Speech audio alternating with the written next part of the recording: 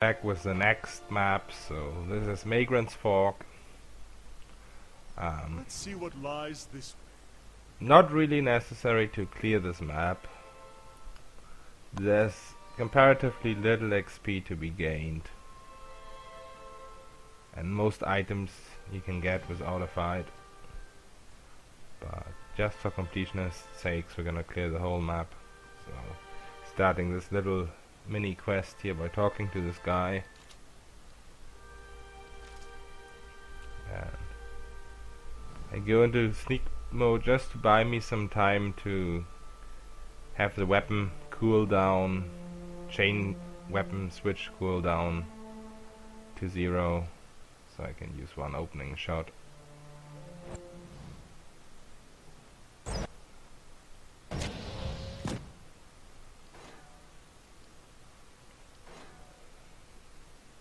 There are a couple of wolves here. For solo this fight is pretty tough, so I mostly avoid it. That's why I pointed out that you don't really have to do this. You get some healing potions out of it, which is nice early on, I guess, but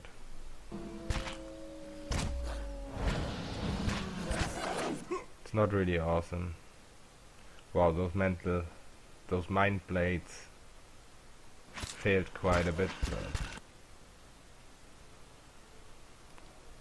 it's still more damage than a single shot, and there's always a chance to have more than one shot. So, well, maybe not more damage than a single shot, but no what do you call it? No recovery compared to the weapon. So it's sometimes finicky to hit your enemies with that chanter ability. You can change your position, I guess, during the fight. That wasn't really necessary here, there's just one wolf left.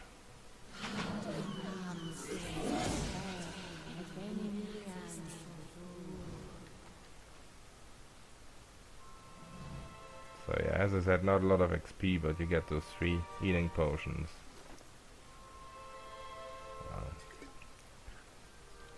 As soon as you get to Defiance Bay, it's just so easy to make major potions of endurance or recovery.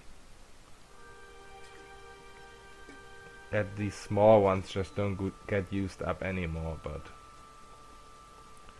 if the potion chugging system would be a little bit better in this game, then I definitely would chug more potions, but I hate it when you get interrupted, or I don't know what happens, why the game decides to switch your character away from doing what you tell your character to do, but it mostly happens when you drink a potion. The game basically says, no, you're gonna attack now. And if you're like me and heal when you're almost dead, then that can kill you so often. And I hate that with a passion, so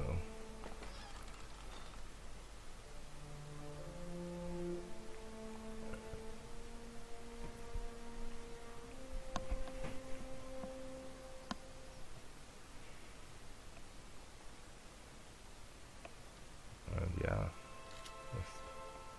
Just switching to ranged.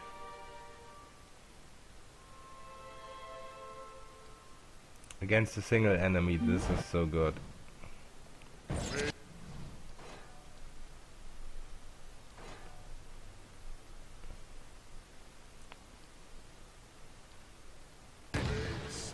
This wisp goes down in a single shot from everybody.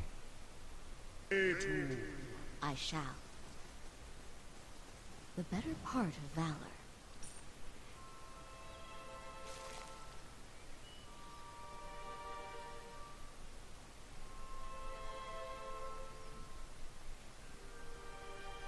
I'm here. Following your lead. Of course. And yeah, down here we have a little random encounter. Well, it's not random, it's scripted, but it feels pretty random, as never any connection as to what this is even supposed to mean. I think they got a ladder on the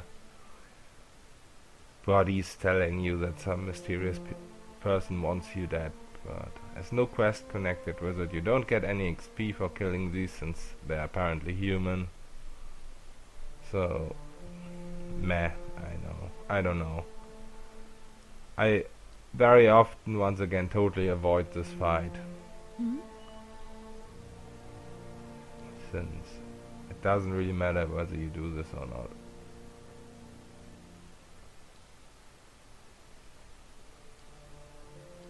And always trying to get the mage first doesn't work this time. She survives.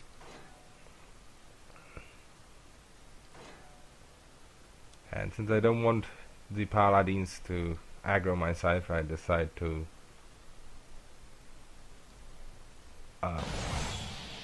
engage them.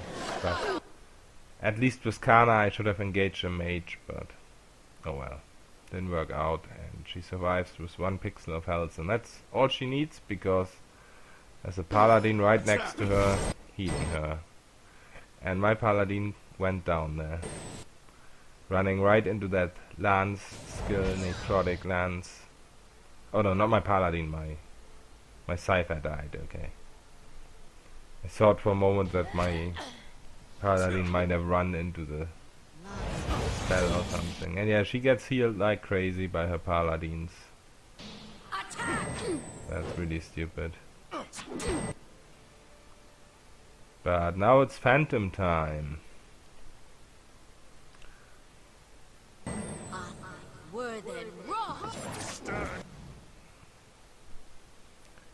And we will see that she doesn't like phantoms.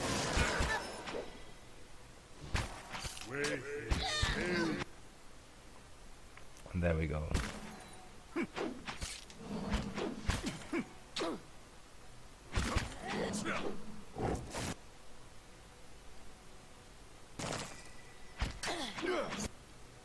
And there's the next phantom.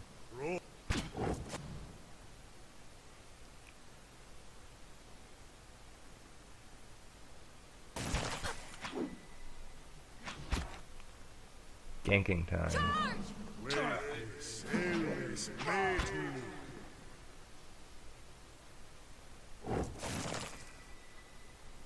I shall be quiet as a calm sea, which is not very quiet.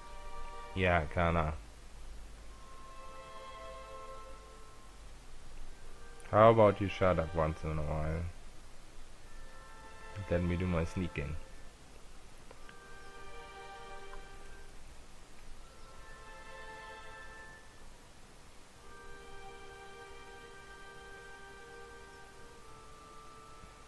Yes.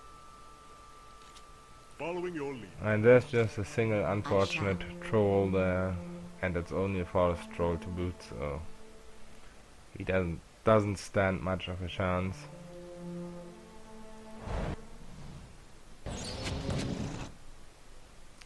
You can kill this guy solo pretty early on as well.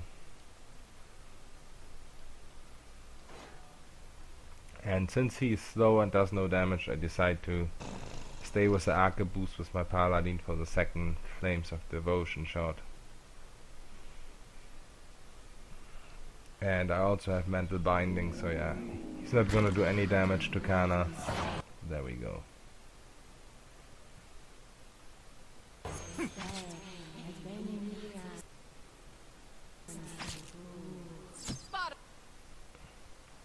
But yeah, my reloading time is super slow. And there we have a phantom too.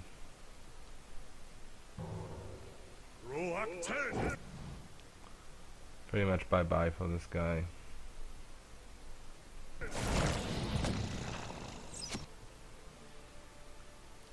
Don't really need to paralyze him at this point, but oh well.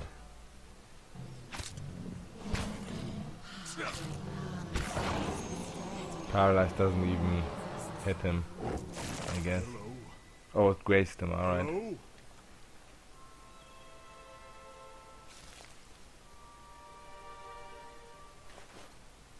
So yeah, that amulet is pretty useless. I don't know why it says healing received. Whether that means your own healing doesn't do more. So that's why I'm not gonna keep it with my characters too long. I did it for the Cypher since she is moon godlike right now before I pick up Grieving Mother. And by the way, if I wouldn't pick up Grieving Mother, I would always go for Island or more. Oh, and there. This is already done? No. Oh, okay. I thought I'm already finished with this, alright. Yeah, Island or more is really with the extra weapon slot and with what you call it, quick switch, just the best ranged characters in the game in my opinion. Now that perception gives accuracy and you don't really have to pick the wood elf anymore, I pretty much always pick Island or more. I just took the moon godlike here for 3 reasons. The main reason, since I'm gonna pick up Grieving Mother anyway. The second reason, since I did it for the looks, and I shall. because I think this look just fits the idea of a Cypher. And last but not least, because it is early game and there is gonna be situations where the healing, the Silver Tide, is gonna be useful.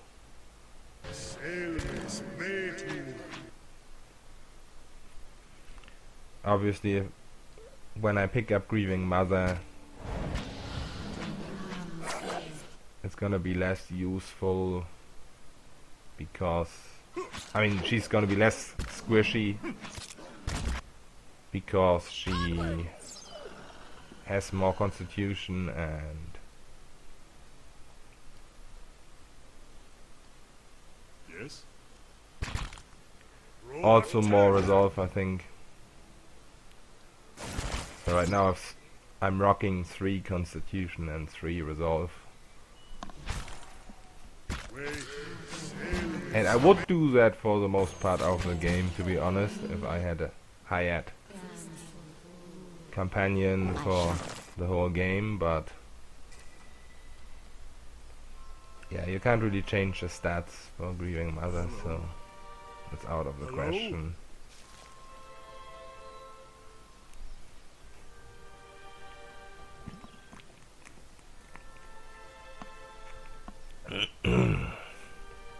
Sorry about drinking a beer there.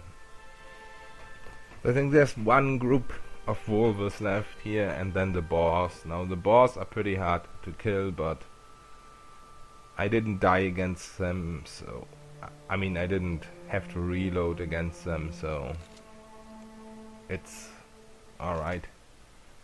It's not really worth it. It's like 350 XP, so it's like a bit over 100 XP per character, but yeah, just for completionist sakes. But you do get surrounded by the boss, and that's pretty scary.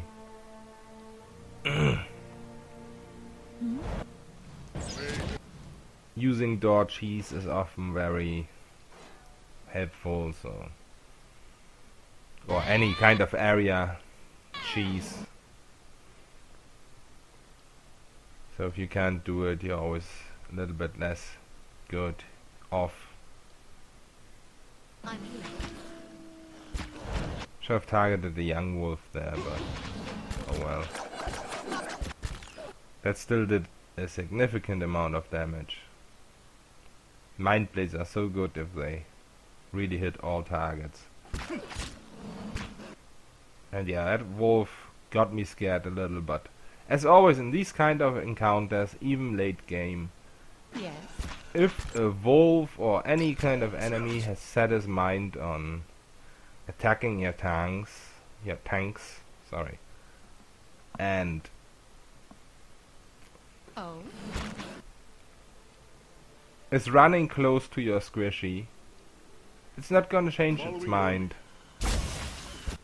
It's not gonna change its mind. It's gonna try and engage your tank. And that's kind of stupid, but Yes. the AI did get upgraded a slight bit, so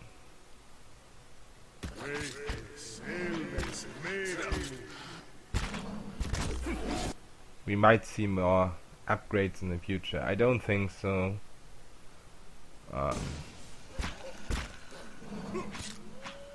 This is the final version of the game after all. There's no more real big updates coming out.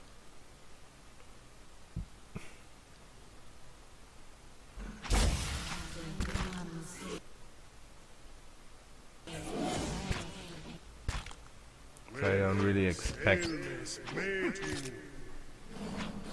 the AI to get any better, but maybe one day there's gonna be a mod, we'll see.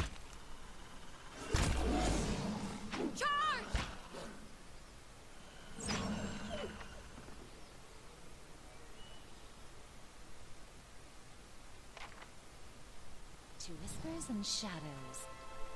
Of course. So yeah, it should be all for the Volvus. I'm just checking, just getting rid of the fog of war. But there should only be the boss left now.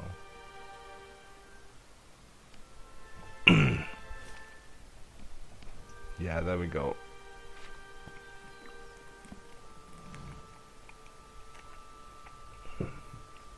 That's pretty much the hardest fight on this map.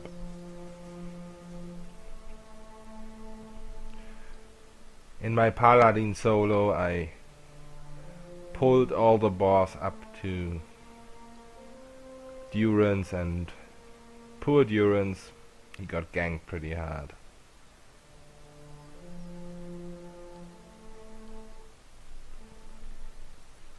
He died. Sharp eyes and keen. I didn't really shed a tear for him.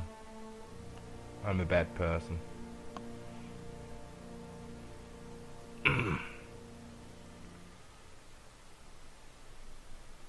So yeah, that's the boss. Nasty little buggers. I think this is the only boss in the whole game that attack you.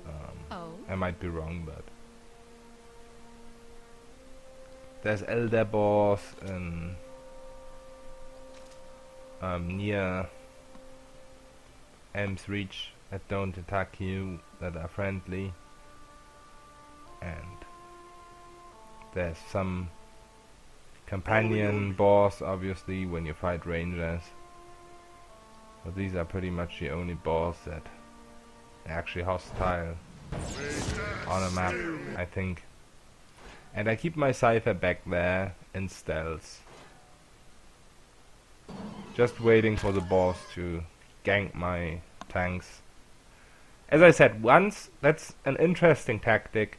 Once these guys have decided they want to attack the tanks, they're not gonna decide differently. So that's pretty interesting mechanic you can exploit. So yeah, I can leave stealth now.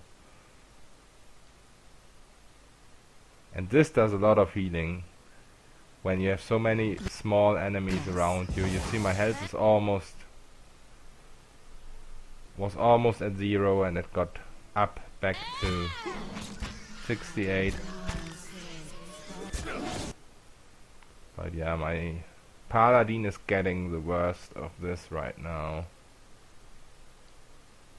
So Paladin is not gonna survive.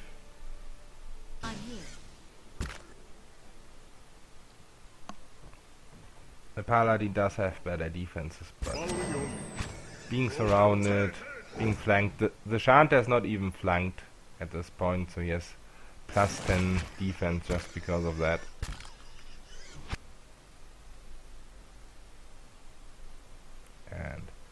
I even wanted to use a potion there on my paladin, but I'm always making the mistake of healing pretty late, and it was too late there. And once again, I click on the potion icon, it disappears, the attack icon appears, and because of that it's on cooldown, on recovery, and I get killed before I can use it. So that's my main gripe with potions in this game.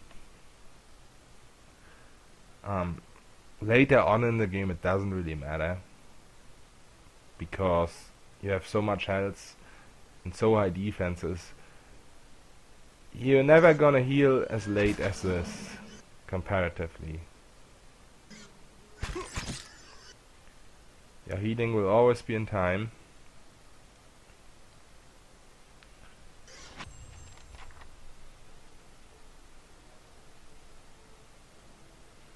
But yeah, right now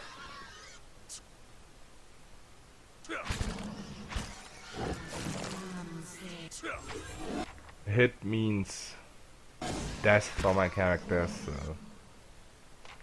yeah, and here's a big fail I had with this skill. It's always very finicky for me to use. Stand still. And I managed not to hit the ball with it at all, or any body, so I didn't even manage to make a body explode there. Oh well. It's a good skill other than that, but I'm not really good at using it. I'm here. So there we go, this map is clear.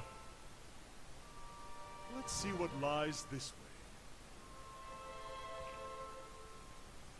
way. Everything should have been collected, every plant and every small treasure. So we're gonna move on to the next map. So I see you then.